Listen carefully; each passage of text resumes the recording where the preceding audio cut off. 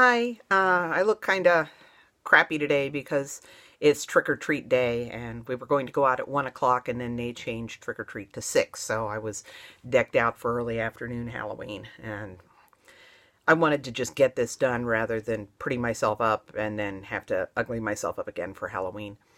Not that I'm all that pretty to start with. Today is the anniversary of the death of a 17-year-old Texas girl named Latachie. And so on November 2nd, 1991, 17-year-old Latachie went to West Loop Clinic in Houston, Texas, and had a 22-week abortion performed by Dr. Robert Christ, who is a very highly respected, high-profile member of the National Abortion Federation. Works at a Planned Parenthood clinic. I mean, he was highly respected back then. He's highly respected now. He's, kind of one of the stars of the National Abortion Federation and the kind of in-group of the abortion lobby. But according to Latachie's family, she was bleeding heavily after the abortion and she cried out to the staff for help. They told her the bleeding was normal and they sent her home. And a couple hours later, she stopped breathing. Her sister performed CPR while her brother-in-law called 911, but it was too late to save her. Latachie was dead. Now, this in and of itself is a significant tragedy to be worth noting. And Latachie's family retained Racehorse Haynes, a very flamboyant, kind of media-savvy attorney. And he was really pushing to get this covered in the news, which it was. Christ called this all a publicity stunt, and Haynes said, why don't you listen to the 911 tape of the brother-in-law frantically trying to get help and tell me if you think that's a publicity stunt. So it was publicized highly in Texas, but it was also picked up on in Missouri, which is Christ's home state, because several years earlier, Christ had an abortion patient die there. Her name was Diane, and she was a developmentally disabled rape victim. And even though when her family brought her in for the abortion, they filled out her medical background thoroughly, including listing all the medications she was taking, Christ administered drugs that interacted with those medications and killed her, and he was sued for that. So that was covered in Missouri at the time, and then it came up again when the press in Missouri found out about Latachie's death in Texas. So this was covered extensively in 2 states. It was print media in Missouri, and it was both print and broadcast media in Texas. So, the pro-lifers picked up on it. It's in National Right to Life News. It's in all the little local pro-life newsletters, Feminists for Life, you name it. Pretty much every pro-lifer in America knew about Latachie's death. And Christ himself talked about it the next year at the National Abortion Federation Risk Management Seminar in Dallas.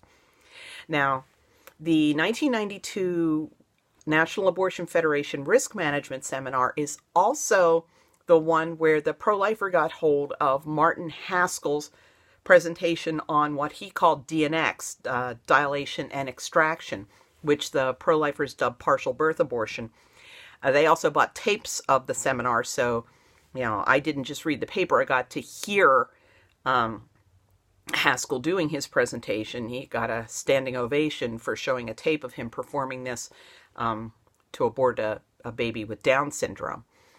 So that kind of gathered the attention both of the pro-life and pro-choice activists because of the big stir over Haskell blowing the lid off the whole DNX thing. But there's something really also important that happened at that seminar, and that's that Christ talked about the fact that the previous year he'd had a patient bleed to death. Now, he attributed it to amniotic fluid embolism, and it's entirely possible that that was the underlying cause of Latachie's death. Because an amniotic fluid embolism is when amniotic fluid gets into the woman's bloodstream, and it can trigger disseminated intravascular coagulopathy, which is a clotting disorder where the clotting factors in the blood just get all out of whack, and the person can bleed to death from a minor laceration. Now, Latachie had to have some sort of laceration to bleed to death from, but it is entirely possible that this amniotic fluid embolism caused her to bleed out a lot more quickly than she otherwise would have. But then, there's also the issue of, sending her home. But at any rate, the important point here is that Chris talked about it at this National Abortion Federation risk management seminar, and there were two key people present there, Stanley Henshaw and Lisa Kunin. They were both members of the Centers for Disease Control Abortion Surveillance Branch. Now, Henshaw isn't quite as important as Kunin. Lisa Kunin is the person whose job was to really closely look into and investigate abortion deaths. They were part of her job. She was supposed to find out about them and keep track of them. Now, if Latachie's death certificate was filled out properly, the code for abortion would be on the death certificate somewhere. It would have to be in a certain box for it to kind of statistically set off a bell that this was abortion.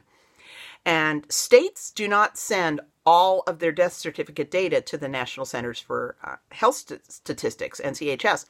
They send a sample. I'm not sure how big the sample size is.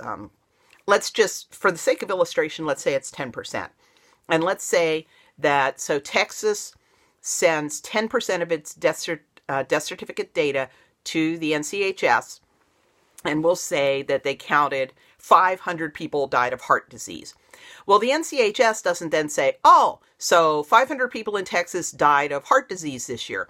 No, they say, well, we only got 10% of the death certificate data, so therefore it was not 500, it was 5,000. And so they'll count it that way. But with abortion deaths, the NCHS does not do that. Each discrete abortion death that they find out about it is treated as if it was the only one in that state. And if there is not an abortion death in that sample, they go on the assumption that there was no abortion death in that state that year. Now, this is a far cry from the way it had previously been. Now, it used to be that abortion deaths, back before legalization, funeral directors were mandated reporters. Vital records clerks were mandated reporters. Any doctor who treated the woman was a mandated reporter. Any police officer who found out about it was a mandated reporter. So we had all these people reporting these deaths. And it was a crime to fail to report. You could be considered an accessory after the fact to murder if you failed to properly report an abortion death. That would be a cover-up of murder. And you would be complicit. You would be in a lot of trouble. And also, the Centers for Disease Control would send out letters to every OBGYN, emergency room physician, and family physician in the country, asking them, do you know about any abortion deaths?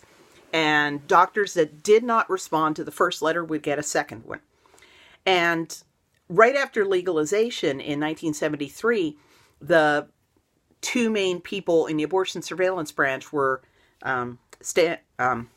David Grimes and Willard Cates. And they continued this practice in the early 70s, where they would send out these letters every year and kind of beat the bushes to see how many abortion deaths they could ferret out. And they did preventability studies. They were very, very responsible about it. But Cates and Grimes moved on, and it became Henshaw and Kunin.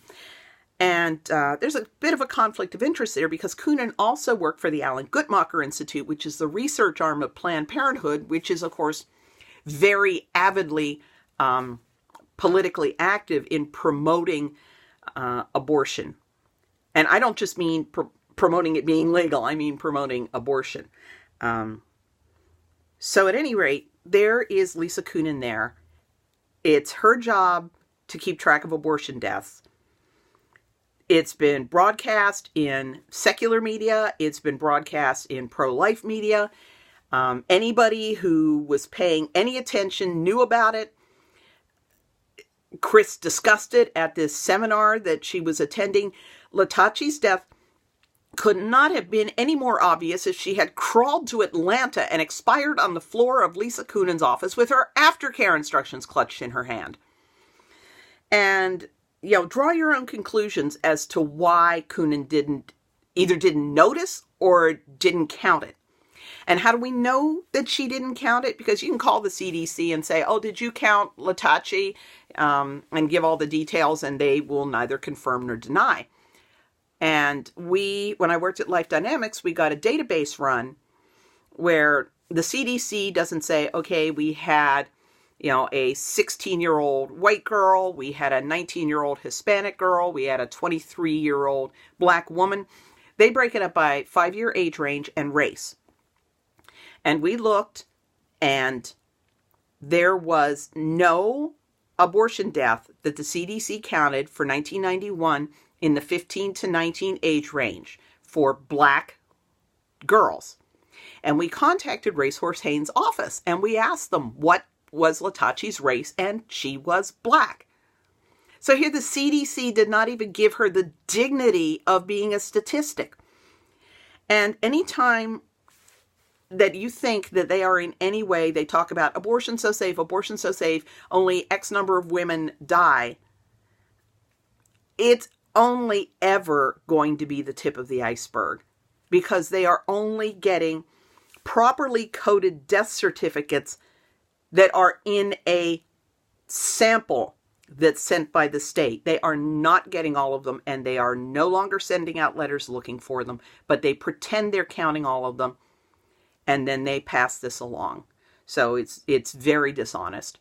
They know they're not getting them all. So you can draw their own conclusions as to why. But, they really added insult to injury with Latachie by not even bothering to count her when Chris told them about her.